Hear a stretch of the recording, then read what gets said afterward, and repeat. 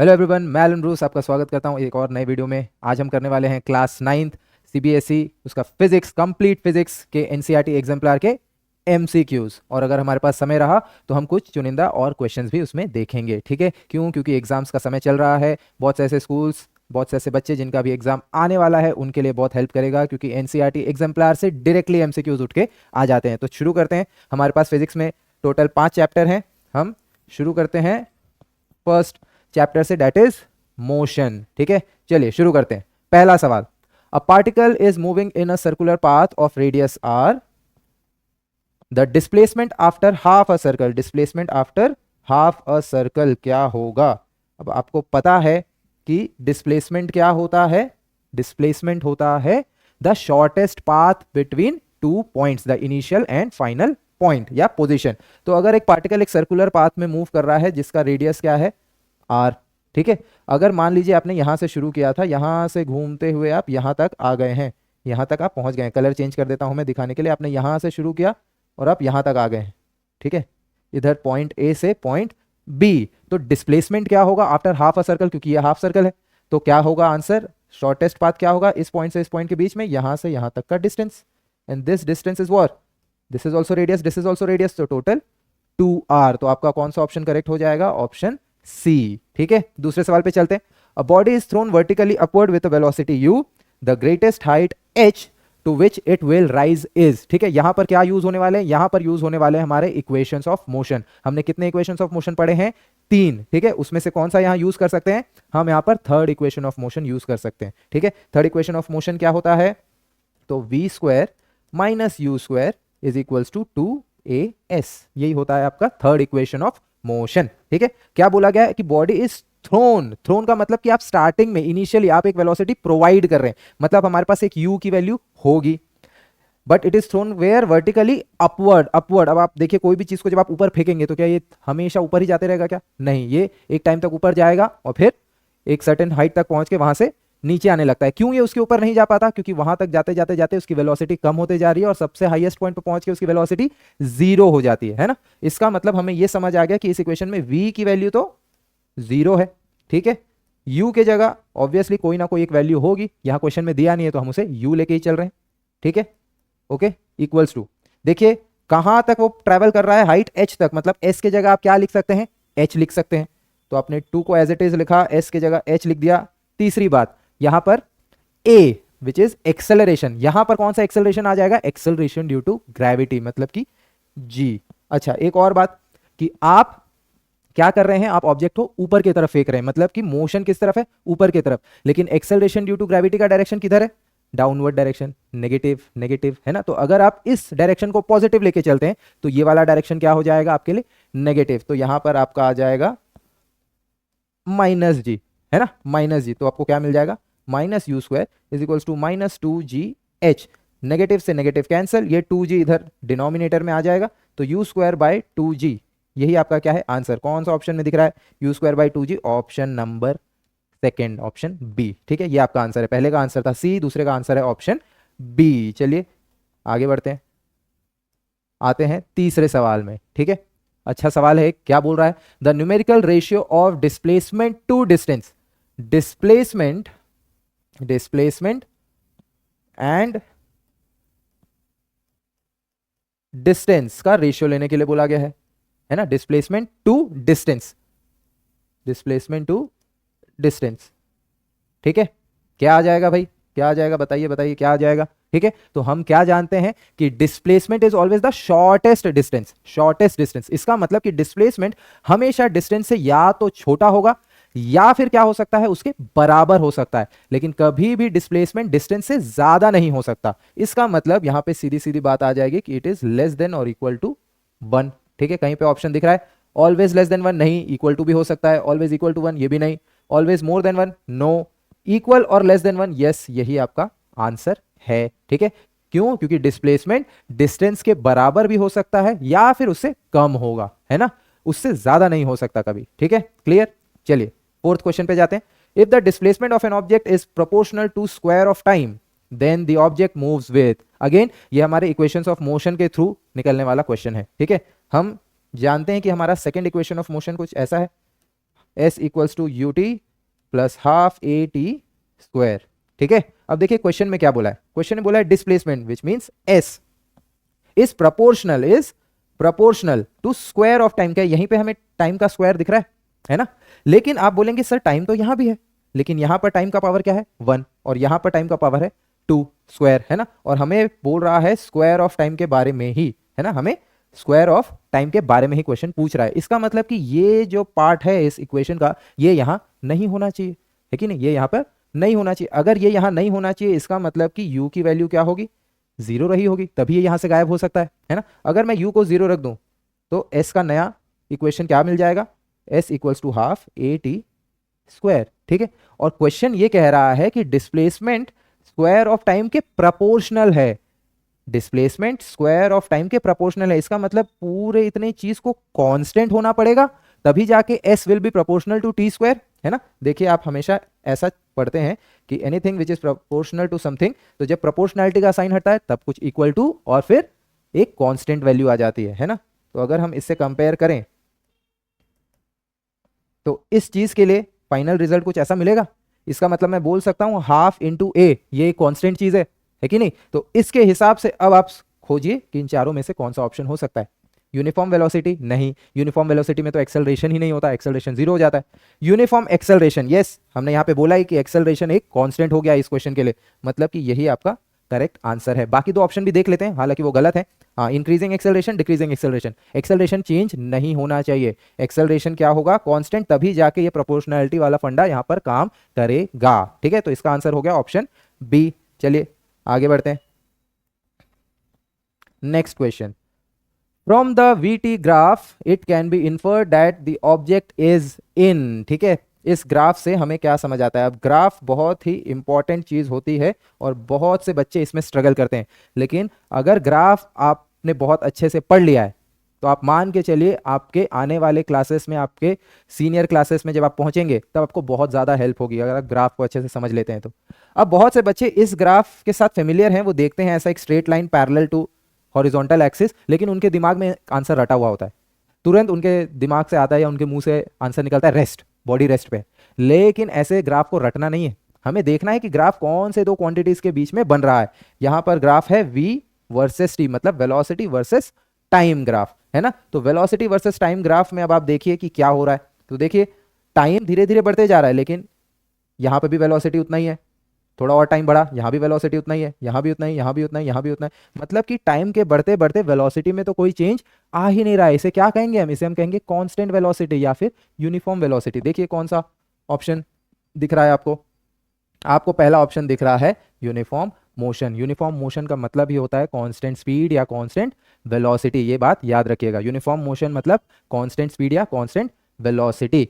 ठीक है, बाकी तीनों ऑप्शंस यहां पर क्या हैं? गलत। मैं ये वाला ऑप्शन भी आपको बता देता हूं कि रेस्ट किस टाइप के ग्राफ में आपको देखने को मिलता है। जब कभी भी आपका डिस्टेंस और टाइम ग्राफ आप बना रहे हो, या पोजीशन टाइम ग्राफ भी बोल सकते हैं, और वहां आपको ऐसा एक पैरेलल लाइन मिले, तो उसमें हम कहते हैं कि बॉडी इज एट रेस्ट, क्योंकि टाइम के बढ़ते बढ़ते पोजीशन में या डिस्टेंस में कोई भी चेंज नहीं आ रहा है ना, वो कांस्टेंट है। इसे ही हम कहते हैं कि ऑब्जेक्ट इज एट या बॉडी इज एट रेस्ट। ठीक है, नेक्स्ट क्वेश्चन पे चलते हैं। चलिए sixth question. Suppose a boy is enjoying a ride on a merry-go round. Merry-go round मतलब वो जाइंट व्हील जो हम बोलते हैं, ठीक है, which is moving with a constant speed. ठीक है, यहां पर इंपॉर्टेंट चीज क्या है? कांस्टेंट स्पीड बोला गया है ना, कांस्टेंट स्पीड ऑफ 10 मीटर पर सेकेंड। It implies that. अब ये क्वेश्चन आता है यूनिफॉर्म सर्कुलर मोशन से। ठीक है, हमने पढ़ा हुआ है कि सर्कुलर मोशन का मतलब होता है जब भी कोई बॉडी सर्कुलर पाथ में ट्रेवल कर रहा हो, और फिर यूनिफॉर्म सर्कुलर मोशन का क्या मतलब होता है? जब भी कोई बॉडी सर्कुलर पाथ में एक कांस्टेंट स्पीड के साथ मूव कर रहा हो। ठीक है, मतलब कि चाहे बॉडी यहां हो, यहां हो, यहां हो, किसी भी पोजीशन पे हो, उसकी स्पीड क्या है? कांस्टेंट, जैसा इस क्वेश्चन में भी बोला है ना, कांस्टेंट स्पीड पे एक बॉय मूव कर रहा है। लेकिन सबसे इंटरेस्टिंग और सबसे इंपॉर्टेंट बात यहां पर यह होती है कि सर्कुलर पाथ में हर पोजीशन पे वेलोसिटी का डायरेक्शन क्या होता है?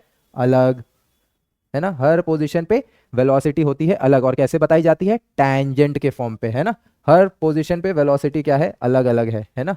ठीक है, मैंने वी भी लिख दिया है, लेकिन हर जगह उसका वैल्यू क्या है? अलग अलग है। क्यों? क्योंकि डायरेक्शन अलग है।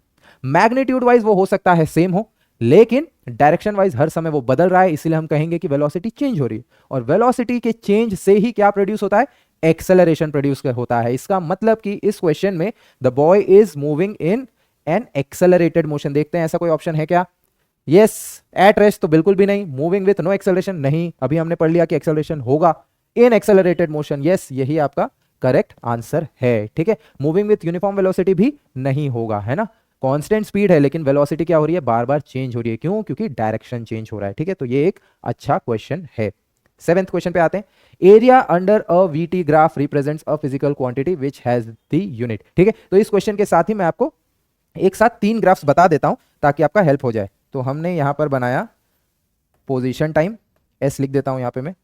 ठीक है, यहां पे मैंने बनाया वीटी ग्राफ। ठीक है, और ये हमने बनाया ये एक्सेलरेशन और टाइम ग्राफ है। ठीक है, ये 3 ग्राफ है। ठीक है, इसके अंदर क्या क्या चीजें बन रही है फिलहाल उससे हमें लेना देना नहीं है। ठीक है, मैं आपको बस ये बता देता हूं कि हर ग्राफ से हमें क्या क्या इंफॉर्मेशन मिलेगा। तो इस ग्राफ से हमें स्लोप की इंफॉर्मेशन मिलती है। ठीक है, पोजीशन टाइम ग्राफ या फिर डिस्टेंस टाइम ग्राफ या फिर डिस्प्लेसमेंट टाइम ग्राफ से हमें क्या मिलता है, हमें स्लोप मिलता है। और स्लोप की वैल्यू होती है स्पीड या फिर वेलोसिटी के बराबर। ठीक है, slope gives the value of speed और वेलोसिटी। वैसे ही आगे बढ़ते हैं। वेलोसिटी टाइम ग्राफ में आपको 2 चीजें मिलती हैं, इसीलिए ये सबसे इंपॉर्टेंट ग्राफ है। वेलोसिटी टाइम ग्राफ में आपको स्लोप मिलता है जो किसकी वैल्यू देता है, एक्सेलरेशन की, और एरिया अंडर द कर्व ये वैल्यू देता है डिस्प्लेसमेंट की। ठीक है, ये वैल्यू देता है डिस्प्लेसमेंट की। ठीक है, ये सबसे इंपॉर्टेंट है। लास्ट, एक्सेलरेशन टाइम ग्राफ में हमें एरिया अंडर द कर्व मिलता है और ये वैल्यू देता है वेलोसिटी की। ठीक है, ये वैल्यू किसकी देता है, वेलोसिटी की। तो देख लेते हैं क्वेश्चन किसके बारे में था, एरिया अंडर वीटी ग्राफ, यही है।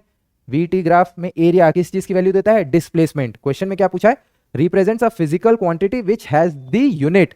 तो डिस्प्लेसमेंट की यूनिट क्या होती है, मीटर।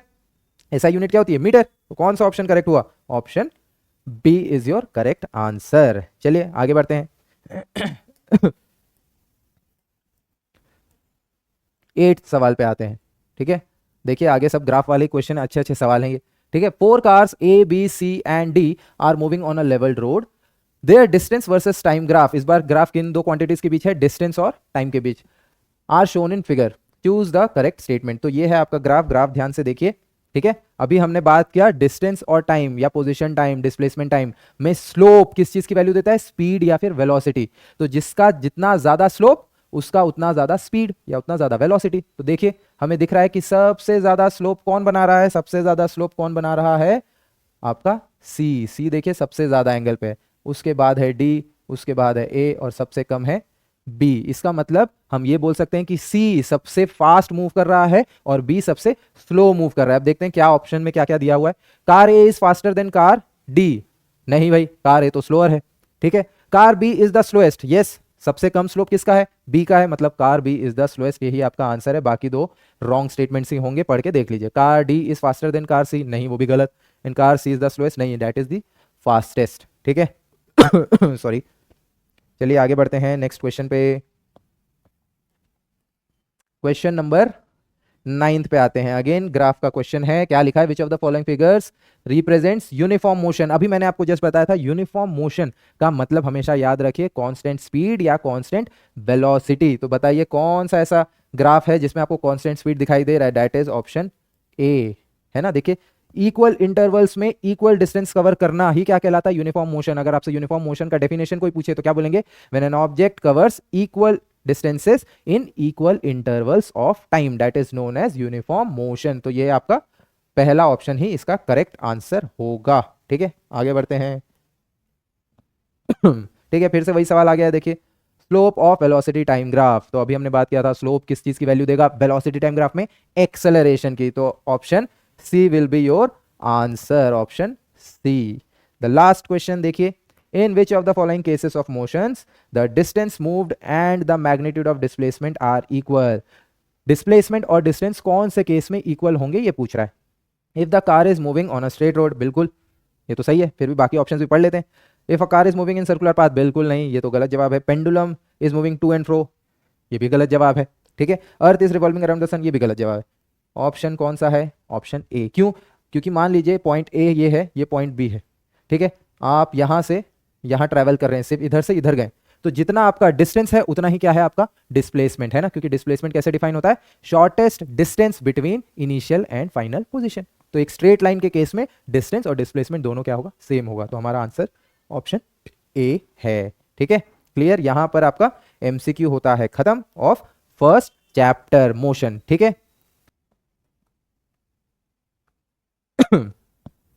ओके तो अब स्टार्ट करते हैं दूसरा chapter, that is force and laws of motion. चलिए पहला सवाल, which of the following statement is not correct. क्या लिखा हुआ है, इज नॉट करेक्ट। ठीक है, ध्यान देने वाली बात है ना, हमेशा कीवर्ड्स पहले हाईलाइट कर दिया कीजिए। ठीक है, क्या है, not correct. For an object moving along a straight path in an accelerated motion, its speed keeps changing, its speed keeps changing, its velocity always changes, it always goes away from the earth, a force is always acting on it। अब देखिए क्या बोला है, accelerated motion है ना, motion कैसा है, accelerated. Accelerated motion का मतलब ही है कि वेलोसिटी हमेशा चेंज हो रही है ना, वेलोसिटी हमेशा चेंज हो रही है। और एक्सेलरेटेड मोशन का मतलब ये भी है कि फोर्स लगा होगा। आपको ये पता होना चाहिए कि chapter 2 force and laws of motion हम पढ़ते ही क्यों हैं, क्योंकि चैप्टर 1 विच इज मोशन, उसमें सिर्फ और सिर्फ हम किस बारे में बात करते हैं, हम बात करते हैं कि मोशन से रिलेटेड टर्म्स क्या क्या है। हम यहाँ पे distance, displacement, speed, velocity, acceleration, ये सारे की बात में बात करते हैं, लेकिन कभी भी हम ये नहीं बात करते कि ये सब हुए क्यों, क्यों किसी की स्पीड चेंज हो रही है, क्यों किसी का वेलोसिटी चेंज हो रहा है, क्यों किसी बॉडी में एक्सेलरेशन आ रहा है, इस बारे में हम बात नहीं करते। उसी का जवाब देने के लिए कौन आता है, सेकंड चैप्टर, है ना। तो फोर्स के वजह से ही किसी बॉडी में एक्सेलरेशन आता है, इसका मतलब उसकी वेलोसिटी चेंज होती है, उसकी स्पीड चेंज होती है। इसका मतलब स्पीड कीप्स चेंजिंग, ये तो करेक्ट स्टेटमेंट है। वेलोसिटी चेंजेस, करेक्ट स्टेटमेंट है। Force always acts, correct statement है। मतलब कि नॉट करेक्ट कौन है, कि it always goes away from the earth. ठीक है, ऐसी कुछ भी ऑप्शन डाल दिया है। ठीक है, चलिए दूसरे क्वेश्चन पे चलते हैं। According to the third law of motion, action and reaction, अच्छा सवाल है ये, इस पे क्वेश्चन बिल्कुल बन सकता है। आपको पता होना चाहिए कि एक्शन और रिएक्शन दो अलग अलग बॉडी पे लगते हैं, but at the same time, same time पे ही लगते हैं।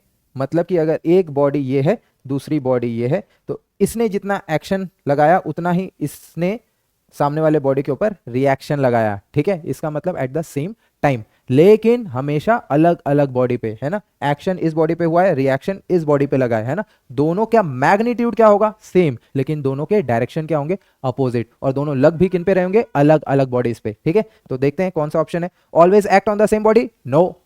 Always act on different bodies in opposite direction, yes, this is our answer.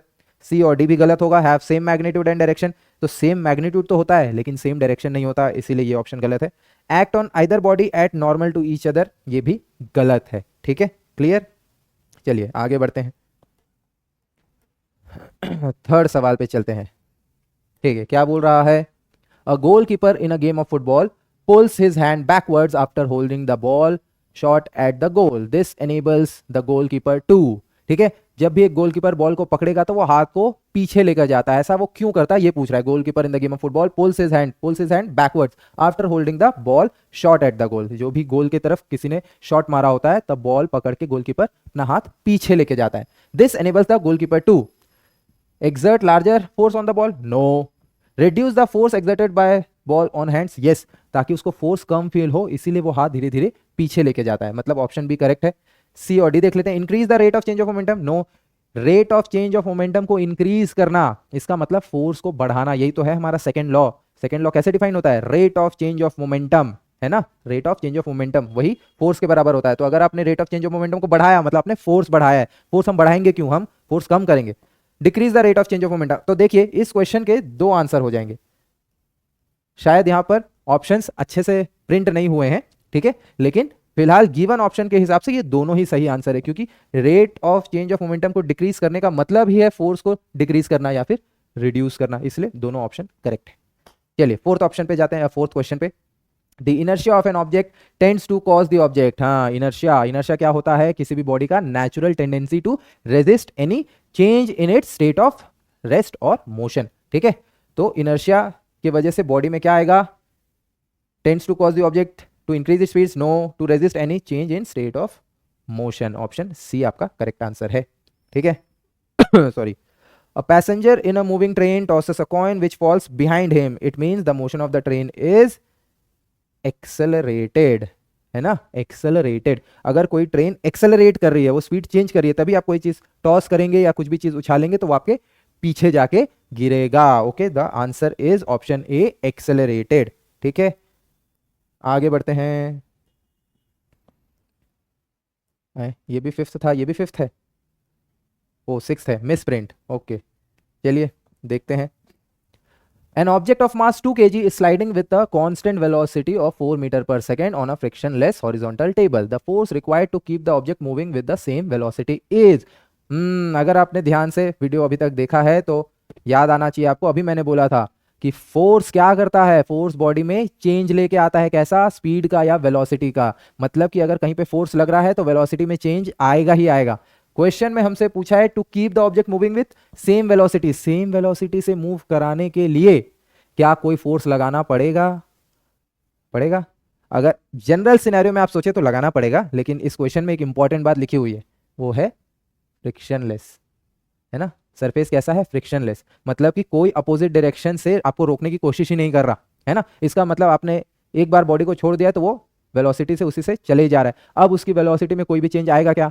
नहीं आएगा, क्योंकि कोई अपोज कर ही नहीं रहा है। तो आपको और कोई एक्सटर्नल फोर्स लगाने की जरूरत है उसकी वेलोसिटी वही मेंटेन करने के लिए? नहीं। इसका मतलब आंसर क्या होगा? 0 न्यूटन। आपको कोई भी फोर्स लगाने की जरूरत नहीं है। चलिए, rocket works on the principle of conservation of momentum. ठीक है, रॉकेट प्रोपल्शन किस पे काम करता है? कंजर्वेशन ऑफ मोमेंटम के प्रिंसिपल पे काम करता है।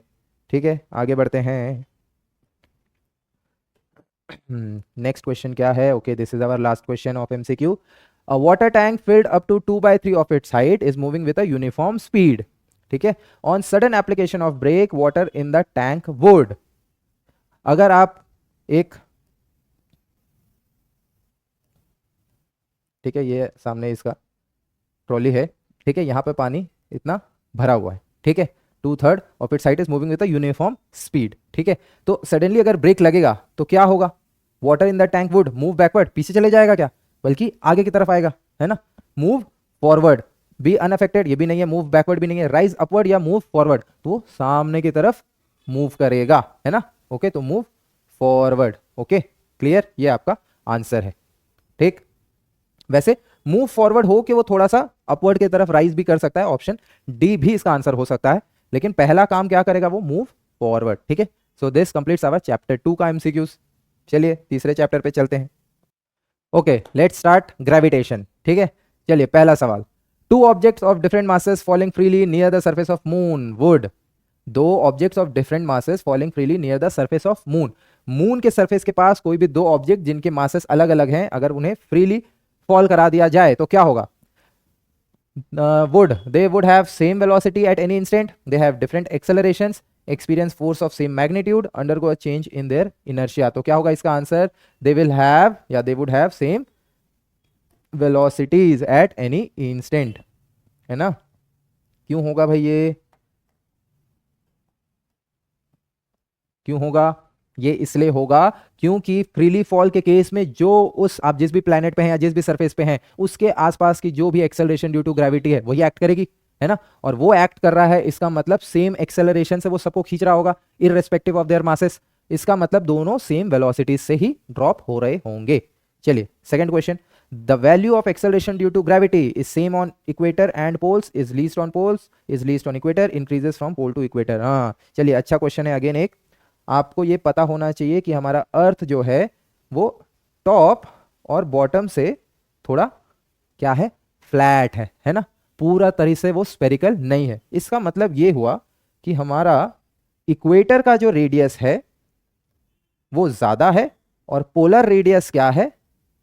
कम है ना। हमारा इक्वेटोरियल रेडियस क्या है? ज्यादा है और पोलर रेडियस कम है। और हमें पता है कि स्मॉल जी मतलब एक्सेलरेशन ड्यू टू ग्रेविटी का फॉर्मूला क्या होता है? Capital G M upon R square, है ना। This is universal gravitational constant, this is mass of any planet, तो हमारे केस के लिए अर्थ, मास ऑफ अर्थ, और ये रेडियस ऑफ अर्थ। अब देखिए एक्सेलरेशन ड्यू टू ग्रेविटी और रेडियस कैसे रिलेटेड दिख रहे हैं? इनवर्सली रिलेटेड दिख रहे हैं। इसका मतलब कि अगर रेडियस बढ़ेगा तो जी कम होगा। इसका मतलब इक्वेटर पे या फिर मैं यहां लिख देता हूं, इक्वेटर पे जी क्या होगा, कम होगा, क्योंकि इक्वेटर पे रेडियस ज्यादा है ना, हमारा R E is greater than R P, इस वजह से G E will be less than G P. देखिए कहीं पे ऐसा कोई ऑप्शन है, increases from pole to equator, नहीं, is least on equator, yes, equator पे क्या होगा, सबसे कम होगा, क्योंकि वहां पर रेडियस सबसे ज्यादा है। तीसरे सवाल पे चलते हैं। तीसरा सवाल, a gravitational force between two objects is F. If masses of both objects are halved without changing distance between them, then gravitational force would become. तो आपको पता है फोर्स का फॉर्मूला होता है कैपिटल जी m1 m2 upon D square या are square, जैसा भी बोल सकते हैं आप, है ना। D is the distance between both masses या बोथ ऑब्जेक्ट्स। तो आपको बोला गया है अगर दोनों मासेस को, दोनों ऑब्जेक्ट्स के मासेस को क्या कर दिया जाए, आधा आधा कर दिया जाए, ठीक है, और डिस्टेंस को कोई भी चेंज ना किया जाए, without changing the distance between them, तो क्या हो जाएगा, तो आप बोलेंगे m1/2 हो जाएगा, ये भी बाई 2 हो जाएगा। इसका मतलब क्या, नया फोर्स F/4 हो जाएगा, है ना, यहां भी बाई 2, यहां भी बाई 2, 2 2 जा 4। कौन सा ऑप्शन है भैया, F/4, ऑप्शन ए, ये आपका करेक्ट आंसर होगा, ठीक है। Fourth question, a boy is whirling a stone मतलब रस्सी में पत्थर बांध के घुमा रहा है कोई, ठीक है। तो boy is whirling a stone tied with a string in an horizontal circular path, ठीक है, हॉरिजॉन्टल मतलब ऐसे घुमा रहा है वो, ठीक है, horizontal circular path. If the string breaks the stone, क्या होगा। तो पिछले चैप्टर में भी मैंने यूनिफॉर्म सर्कुलर मोशन में आपको बताया था कि वेलोसिटी का डायरेक्शन हमेशा कैसा होता है, टैंजेंशियल, है ना, टैंजेंशियल, है ना। तो यहां पर भी वही फॉलो होगा कि जैसे ही किसी भी पॉइंट पर स्ट्रिंग टूटा तो तुरंत उस डायरेक्शन में जहां पर वो वेलोसिटी वाला टेंजेंट होगा उस डायरेक्शन में द स्टोन विल फ्लाई, ठीक है। तो क्या होगा answer, will continue to move in the circular path, no, will move along a straight line towards the centre, no, will move along a straight line tangential, यही आपका answer है। D option obviously गलत होगा, नहीं पढ़ते उसको, आगे बढ़ते हैं, ठीक है। An object is put one by one in 3 liquids having different densities. The object floats with itna parts of their volumes outside the liquid surface in liquids of densities d1 d2 d3 respectively. Which of the following statement is correct? ठीक है, अब देखिए ये fraction की जो values हैं इनके approx की कोई वैल्यू आप सोच लीजिए, तब आप थोड़ा रिलेट कर पाएंगे। अब 1/9 1 1 1 यही चलता रहेगा, ठीक है, ओके, ये लिख देते हैं। 2 को डिवाइड करते हैं 2/11, तो ये कितना आ जाएगा, ये भी आएगा 0.1, 1 के बाद क्या आ जाएगा, रिमाइंडर 9 मतलब कि 8 ऐसा, और 3/7 मतलब कि 0.4, इससे ज़्यादा लिखने की ज़रूरत नहीं है, ठीक है, ओके। तो अब देखिए इतना इतना इतना पार्ट पानी से बाहर है, ठीक है, इसका मतलब क्या हुआ कि जिसमें सबसे ज़्यादा पार्ट पानी से बाहर है, इसका मतलब वो वाला फ्लूइड जो है उसकी डेंसिटी सबसे ज्यादा होगी। क्यों, क्योंकि जितना कम डेंसिटी होगा उतना ही ऑब्जेक्ट डूबने की कोशिश करेगा, उसके अंदर जाने की कोशिश करेगा, है ना, और जितना पार्ट बाहर है वो यही बता रहा है कि लिक्विड की डेंसिटी क्या है, ज्यादा है। इसका मतलब D3 इस सबसे ज्यादा, कहां है, यही है D3 and then D2 and then D1, आपका ऑप्शन डी इसका सही आंसर है, ओके, ठीक। चलिए आगे बढ़ते हैं।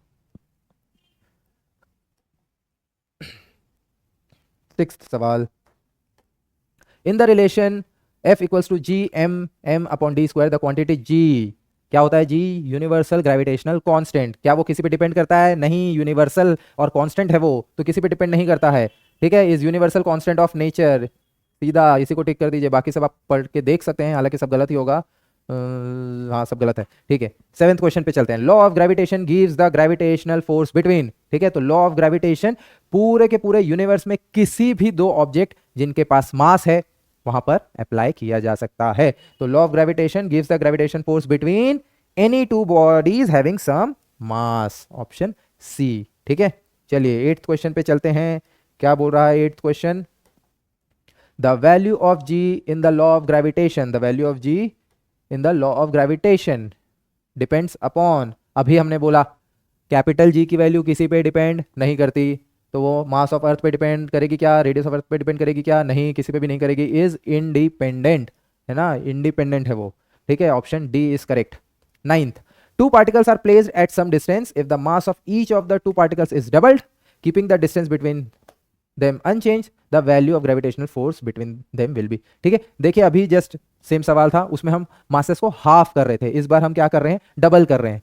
तो पिछले बार डिनोमिनेटर में 4 आया था, इस बार न्यूमरेटर में आएगा, मतलब 4 टाइम्स हो जाएगा। इजी सा सवाल है, ठीक है, option D is your answer. 10th वाला भी देख लेते हैं। Atmosphere is held to the earth by gravity. Gravity ही हमारे अर्थ के सरफेस पे एटमोस्फेयर को होल्ड करके रखिए, क्योंकि अट्रैक्ट कर रहा है वो उसको, है ना, ठीक है, okay, that is your answer. चलिए आगे बढ़ते हैं। 11 12 अच्छा है, अभी सवाल है। The force of attraction between two unit point masses. Unit का मतलब होता है 1, ठीक है। Two unit point masses separated by a unit distance is called. देखिए अच्छा सवाल है, फोर्स ऑफ अट्रैक्शन। यहां पे मैं आपको फोर्स का फॉर्मूला लिख देता हूं, है ना, कंफ्यूज मत होइएगा। पहले M1 M2 लिखा था, कैपिटल में स्मॉल m लिखा, कुछ भी यूज कर सकते हैं ना, M1 M2 बोलिए, कैपिटल में स्मॉल m बोलिए, चलेगा। तो आपको बोल रहा है फोर्स ऑफ अट्रैक्शन, ये force between two unit point masses, मतलब इन दो की वैल्यू हो गई 1 1, सेपरेटेड बाय यूनिट डिस्टेंस, मतलब डी की भी वैल्यू 1। तो क्या ये 1 ये 1 ये 1 का स्क्वायर, तो F का सीधा सीधा वैल्यू किसके बराबर आ जाएगा, G के बराबर। तो this force of attraction is equals to what, universal gravitational constant. इसको एज इट इज याद कर लीजिए। यूनिवर्सल ग्रेविटेशनल कांस्टेंट को अगर कोई डिफाइन करने पूछ ले तो यही है आंसर, कि it is the force of attraction between two unit point masses separated by a unit distance, ठीक है। चलिए आगे बढ़ते हैं। The weight of an object at the centre of earth of radius r is 0। क्यों 0 होता है, क्योंकि वेट का फॉर्मूला होता है m into G, acceleration due to gravity, और सेंटर ऑफ अर्थ पे g की वैल्यू हो जाती है 0। तो m इंटू 0 गिव्स 0, ठीक है। मास नहीं बदलेगा, लेकिन क्योंकि वेट पूछा है तो वेट क्या हो जाएगा, 0, ठीक है। आगे बढ़ा जाए नेक्स्ट सवाल की ओर। 13 14 15, ओके, 3 सवाल हैं अब हमारे पास एमसीक्यू में। An object weighs 10 newton in air, when immersed fully in water it weighs only 8 Newton. The weight of liquid displaced by the object will be, easy है ना, 10 न्यूटन उसका वेट है एयर में, मतलब कि सराउंडिंग, जनरल सराउंडिंग में आपने जब वजन नापा तो 10 न्यूटन था। अब उसे पानी में पूरी तरह से डुबा दिया गया। तो आपको पता है कि जब पानी में आप कोई चीज डुबा के रखते हैं तो आपको हल्का फील होता है ना। कौन सा कॉन्सेप्ट है, बॉयंसी का कॉन्सेप्ट है ना, ठीक है। वहां पे बॉयंट फोर्स एक्ट कर रहा होता है नीचे से, इसीलिए आपका अपवर्ड से एक जो फोर्स लग रहा है, मतलब ऊपर से एक नीचे की तरफ डाउनवर्ड डायरेक्शन में जो फोर्स लग रहा है, दैट इज योर वेट, और नीचे से ऊपर की तरफ लग रहा है बॉइंट फोर्स। तो नेट फोर्स क्या हो जाता है, कम। दोनों अपोजिट डायरेक्शन में है, इसीलिए आपस में सबट्रैक्ट होके नेट रिजल्ट कम दे देते हैं, है ना। तो 10 न्यूटन है, तो आपका बेसिकली ये जो एपरेंट वेट है ये क्या होता है, ओरिजिनल माइनस एफ बी। तो एपरेंट वेट ही कितना है बोला जा रहा है, 8 न्यूटन, ओरिजिनल है 10 न्यूटन। तो यहां से बॉइंट फोर्स मिल जाएगा, और बॉइंट फोर्स ही होता है वेट ऑफ लिक्विड डिस्प्लेस्ड। मतलब आंसर क्या आ जाएगा, इसे उधर भेज दीजिए, इसको इधर ले आइए, 10 - 8 मतलब कि 2 न्यूटन, ठीक है। यही क्या होगा आपका वेट ऑफ लिक्विड डिस्प्लेस्ड, ठीक है। आगे बढ़ते हैं। A girl stands on a box having 60 centimeter length, 40 centimeter breadth and 20 centimeter width in 3 ways. In which of the following cases pressure exerted by brick will be? तो maximum वाला word यहाँ पे दिखाई दे रहा है, तो हमें पता होना चाहिए कि प्रेशर का फॉर्मूला होता है force upon area. Again relation कैसा है प्रेशर और एरिया में, इनवर्स, मतलब कि एरिया जितना ज्यादा होगा प्रेशर उतना कम होगा, या फिर एरिया जितना मिनिमम होगा प्रेशर उतना मैक्सिमम होगा। और हमें प्रेशर के ही बारे में बात पूछ रहा है, और प्रेशर ऑप्शन में मैक्सिमम वर्ड्स दिख रहे हैं, तो मतलब एरिया मिनिमम के ऊपर हमें फोकस करना है। तो मिनिमम एरिया कब मिलेगा, जब ये दोनों प्रोडक्ट होंगे तो मिनिमम मिलेगा क्या, ये दोनों प्रोडक्ट होंगे, ये देखो ये दोनों प्रोडक्ट होंगे तो 2400 आएगा, ये दोनों होंगे तो 800 आएगा, और ये दोनों होंगे तो 1200 आएगा। मतलब कि ये दोनों वाला ही हमारा आंसर है, 40 × 20 मतलब 800। मतलब ब्रेड्थ और विड्थ, ऐसा कोई ऑप्शन दिख रहा है, ब्रेड्थ एंड विड्थ, यस, ये आपका करेक्ट आंसर है इस क्वेश्चन का, ठीक है। 5th क्वेश्चन पे चलते हैं, 5th बोल रहा हूँ, 15th। An apple falls from a tree because of gravitational attraction between the earth and apple. If F1 is the magnitude of force exerted by the earth on apple and F2 is the magnitude of force exerted by apple on earth, then, चलो भाई अच्छा एक सवाल है, ठीक है, action reaction वाला ही है ये, है ना। जितना फोर्स एप्पल अर्थ पे लगा रहा है, अर्थ भी एप्पल पे उतना ही फोर्स लगा रहा है ना, ठीक है। मतलब कि F1 और F2 क्या होगा, दोनों बराबर होगा, दोनों का मैग्नीट्यूड सेम होगा, है ना, बस डायरेक्शन अपोजिट है। तो क्या ये इनमें से कोई भी ऑप्शन आपको लग रहा है सही, नहीं, ऑप्शन डी करेक्ट है। F1 और F2 क्या है, दोनों ही क्या है, इक्वल है। ठीक है, दैट्स इट, आपका थर्ड चैप्टर भी यहाँ हो गया कंप्लीट। नेक्स्ट चैप्टर पे चलते हैं। Okay, now let's start work and energy. पहला सवाल क्या है, when a body falls freely towards the earth then its total energy.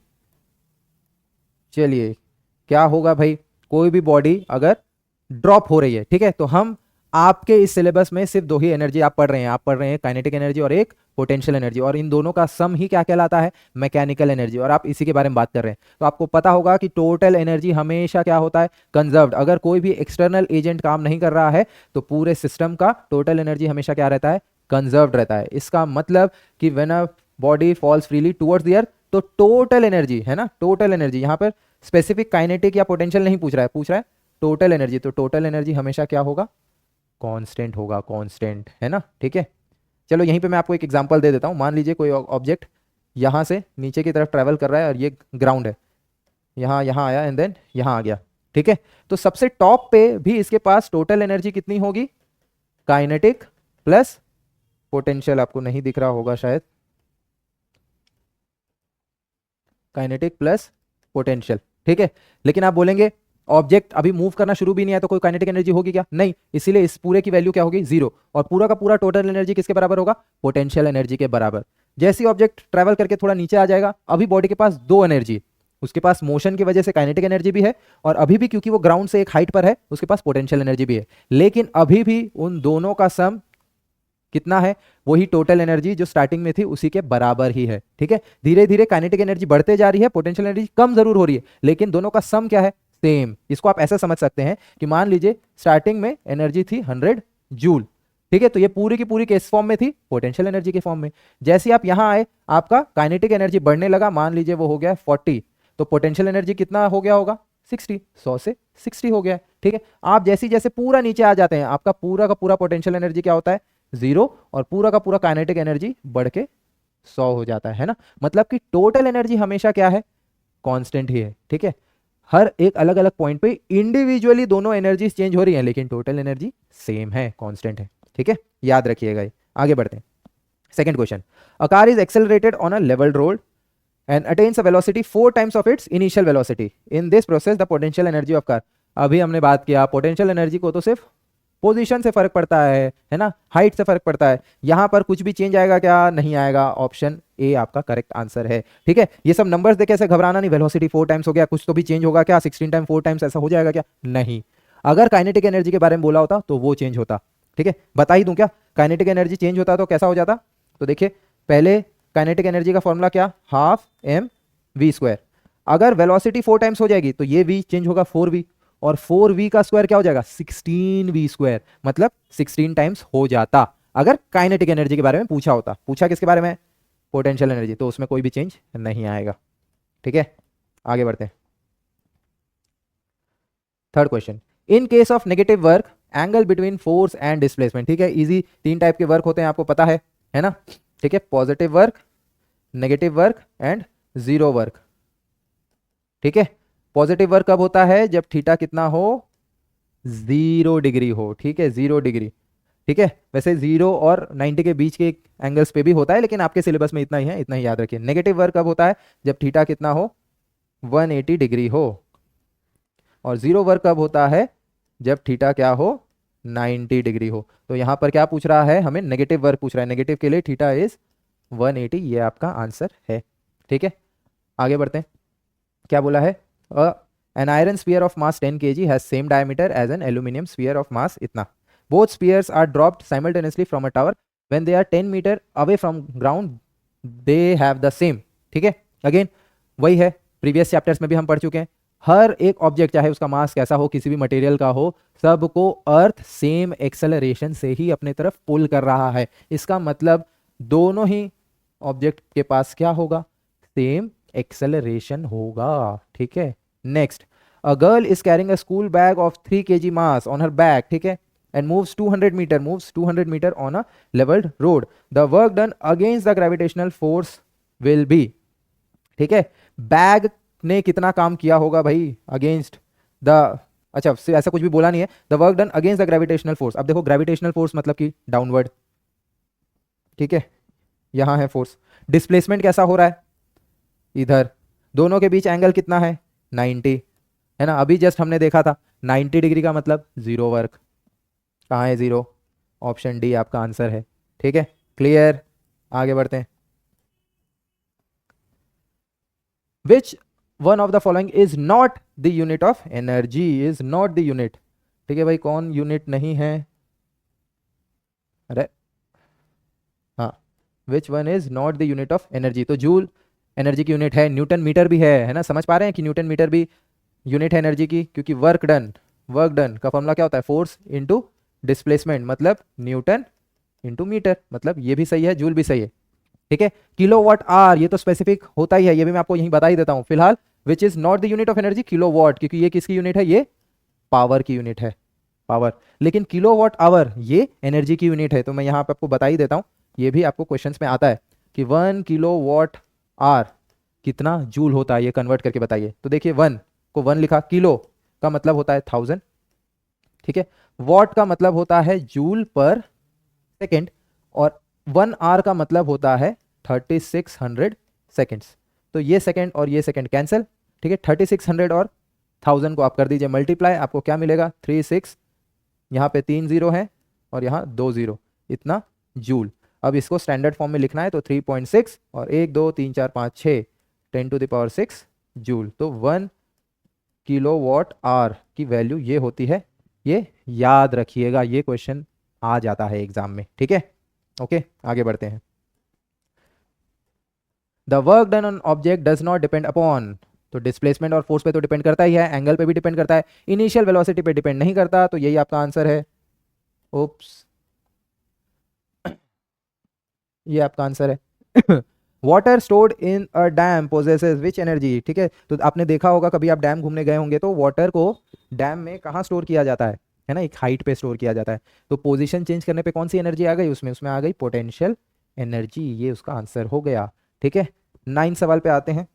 A body is falling from a height, after it has fallen a height of h/2 it will possess, ये भी अभी हमने discuss किया था कि उसमें कौन सी energy होगी, दोनों होगी, क्योंकि अभी तो को पूरी तरह से नीचे नहीं आया है, h/2 हाइट तक आया है, मतलब उसके पास काइनेटिक एनर्जी भी होगी और पोटेंशियल एनर्जी भी होगी, और क्योंकि वो आधा डिस्टेंस ट्रेवल किया है, इसका मतलब उसके पास आधा पोटेंशियल एनर्जी होगा और आधा काइनेटिक एनर्जी होगा। ठीक है, यहां आपका 4 चैप्टर भी होता है खत्म, जल्दी से अपन लास्ट चैप्टर भी करते हैं शुरू। चलिए पहला सवाल, ठीक है, साउंड शुरू करते हैं। पहला सवाल, note is a sound of mixture of several frequencies, यही आपका क्या है, आंसर है। ठीक है, दिस इज योर आंसर। क्यों, क्योंकि टोन होता है, टोन होता है सिंगल फ्रीक्वेंसी। ठीक है, याद रखिएगा, note is mixture of several frequencies, tone मतलब सिंगल फ्रीक्वेंसी। ठीक है, a key of a mechanical piano struck gently and then struck again but much harder this time in the second case, तो देखिए एक पियानो में सब keys हैं, अलग अलग हैं, है ना। तो क्या बोल रहा है कि एक बार आपने जेंटली एकदम हल्के से प्रेस किया तो एक साउंड आया, फिर अगले बार आपने बहुत जोर से प्रेस किया तो एक साउंड आया, तो बताइए सेकंड केस में क्या हुआ। ठीक है, तो sound will be louder, yes loud आएगा, साउंड लाउडर लाउडर लाउडर, सब में लाउड है क्या, तीसरे में नहीं है, तो लाउडनेस तो ज्यादा होगी ही। आगे पढ़ते हैं, but pitch will not be different, pitch will also be higher, pitch will be lower, तो पिच चेंज नहीं होगी, क्योंकि हर एक की का एक स्पेसिफिक पिच होता है इंस्ट्रूमेंट्स में। ठीक है, इसीलिए ऑप्शन क्या होगा कि लाउड साउंड आएगा लेकिन पिच चेंज नहीं होगा। ठीक है, क्लियर, चलिए आगे बढ़ते हैं। इन सोनार वी यूज, हम कौन से वेव्स यूज करते हैं सोनार में, सोनार का फुल फॉर्म क्या है, sound, sound navigation and ranging, sound navigation and ranging. ठीक है, क्या यूज करते हैं हम यूज करते हैं अल्ट्रासोनिक वेव्स। ठीक है, मैं जल्दी जल्दी करा रहा हूं, आगे बढ़ते हैं। Sound travels in air if particles of medium travel from one place to another there is no moisture disturbance. ठीक है, साउंड कैसे ट्रेवल करता है, सिर्फ डिस्टर्बेंस के फॉर्म में। ठीक है, एक्चुअल पार्टिकल्स मूव नहीं करते, सिर्फ पार्टिकल्स आगे पीछे टू एंड फ्रो मोशन करते हैं और डिस्टर्बेंस को आगे बढ़ाते हैं। ठीक है, when we change the feeble, feeble मतलब धीमा, है ना, कमजोर, धीमा साउंड टू लाउड साउंड, आप एक्चुअल में क्या चेंज चेंज कर रहे हैं, ठीक है, तो आप एम्पलीट्यूड चेंज कर रहे हैं। ठीक है, ओके, फ्रीक्वेंसी किससे रिलेटेड होता है, फ्रीक्वेंसी पिच से रिलेटेड होता है, और एम्पलीट्यूड लाउडनेस से रिलेटेड होता है। ठीक है, ओके, क्लियर, आगे बढ़ते हैं।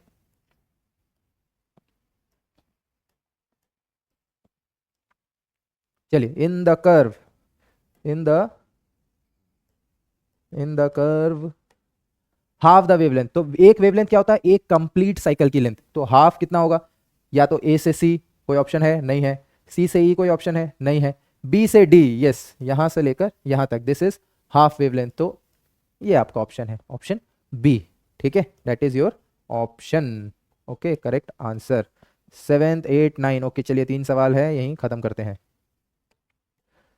Earthquake produces which kind of sound before the main shock waves, ठीक है, तो कैसे साउंड प्रोड्यूस करता है वो, इंफ्रा साउंड प्रोड्यूस करता है ना, इंफ्रा साउंड। और इंफ्रा साउंड किन को सुनाई देता है भैया, अगला सवाल यही हो गया है, राइनोसेरोस को सुनाई देता है, राइनोसेरोस को, ठीक है। लास्ट सवाल पे आते हैं, before playing the orchestra in a musical concert sitarist tries to adjust the tension and plug the string suitably, by doing so he is adjusting, क्या क्या एडजस्ट कर रहा होता है, फ्रीक्वेंसी एडजस्ट कर रहा होता है ना, है ना, तो यही आपका ऑप्शन है। ऑप्शन डी दिख भी नहीं रहा है, वो गलत भी होगा, अच्छा लाउडनेस लिखा हुआ है वो गलत ही होगा, यही आपका ऑप्शन है, ठीक है। तो यहाँ हमने बेटा कंप्लीट कर लिया है पूरा का पूरा फिजिक्स एनसीईआरटी एग्जाम्पलर के एमसीक्यूज, ठीक है, ओके।